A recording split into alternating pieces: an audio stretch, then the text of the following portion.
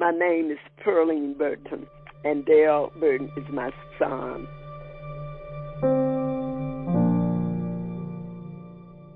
We live near Delmar, and that's a boulevard.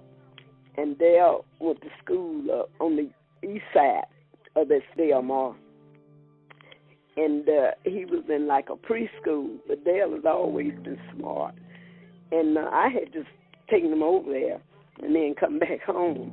And I guess it wasn't that long I was here before Dale had walked on away from the school and across Delmar by himself. And he was in preschool, so you know just about what age he was. About 3? Probably 4. I'm on my way home, I know that. Yeah, you knew your way. You walked from that school and showed up at your house. They had let everybody go. All the other kids left. Their parents come and got them, so I knew my way home. And the teacher didn't see me. You need me to get you because you know your way back here. When I heard that you had been arrested, it just took me back. You were my son, and it don't nobody want to see their son, daughter, whatever, go to jail. And I was just all overcome with worry and all that because I didn't know how I could, didn't have any money to get a lawyer or anything like that to get you out. The only part maybe hurt some because Dale was not, his dad died while he was, I think he was incarcerated when his dad died. Yeah, I was. Mm-hmm. Right, he died a month before I got convicted. Mm-hmm. Right. And that sort of like hurt from me knowing he was locked up and he lost his dad. All this happened. Oh, it was just like, I tried to deal with it as much as I could. I tried to go and see him when I could. When he was really locked up, we could go on visits, and that would be that. And that's the only contact you would really have with them. They could call. I think at that time they were letting them call home. I'm not for sure, but I think they were letting them call home. And I would go and visit. When he had visits, I would get, because we had to ride.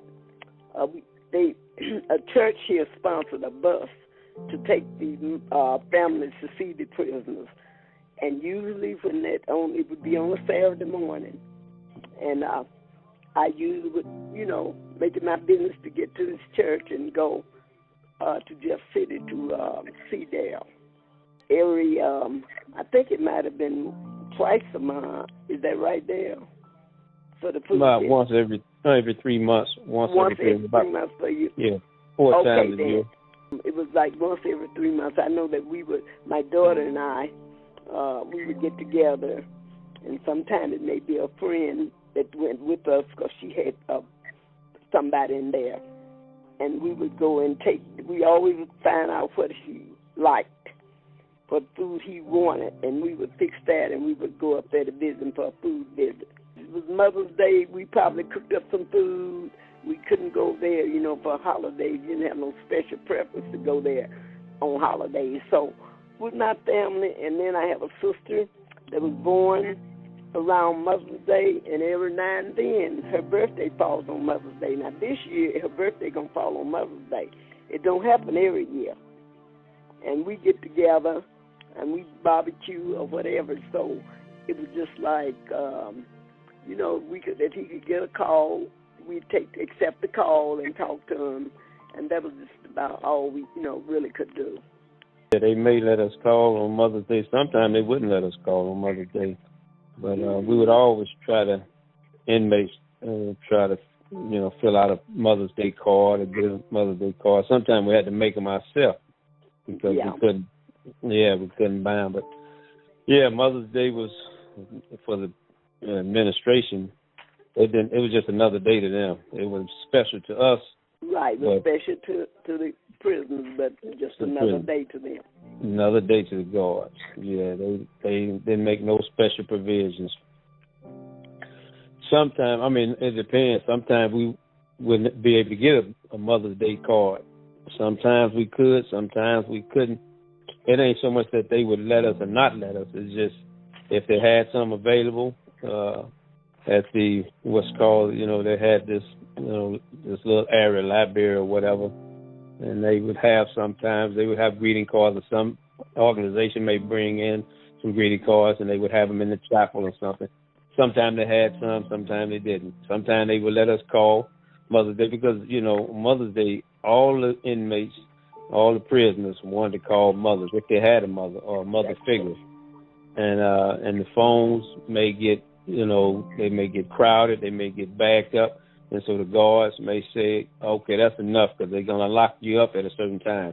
That's enough, and if you didn't get your call in, well, that's too bad. Call your mother tomorrow or the next chance you get. Everybody got a lockdown. And if you got 100 guys trying to use 2 phones, you get 15 minutes. Sometimes guys get 20 minutes, 30 minutes. Sometimes guys could get longer than that. It all depends. And guys have gotten into fights about, not being able to get on the phone and call their mother. So it was very, very challenging, touching, sad, And well, Dale, it was a time, and I don't know how many people even remember this, because it's such a long time ago, when they used to give the prison furloughs, and they could let them come home for a few days. And I can remember talking to Dale, and Dale said, Mom, because I didn't have no way to go but my little car. And Dale said, Mom, do you think you can come up here and get me for the furlough? I said, yeah, I can come, I think, and get you. He said, well, Mom, who's going to bring you? And because I was a lot younger then. And I said, I'm going to just drive my car up there. And all he said to me, he said, Mom, if you drive up here and you make it up here, I'll drive you back. I said, okay. And that's something I'll never forget at my age then. And I don't really know. Dale, you might know what year it was. I don't really know exactly what year it was, but I do know you remember that. Yeah, but I can't remember the year either. You going back, testing my memory now, but yeah, and I can remember. All I remembered is that didn't nobody come with me. That I drove the car all the way to Jeff City, and he did drive me back to St. Louis, and that was a highlight for me in my memory because I didn't really know I could do it, but I did it.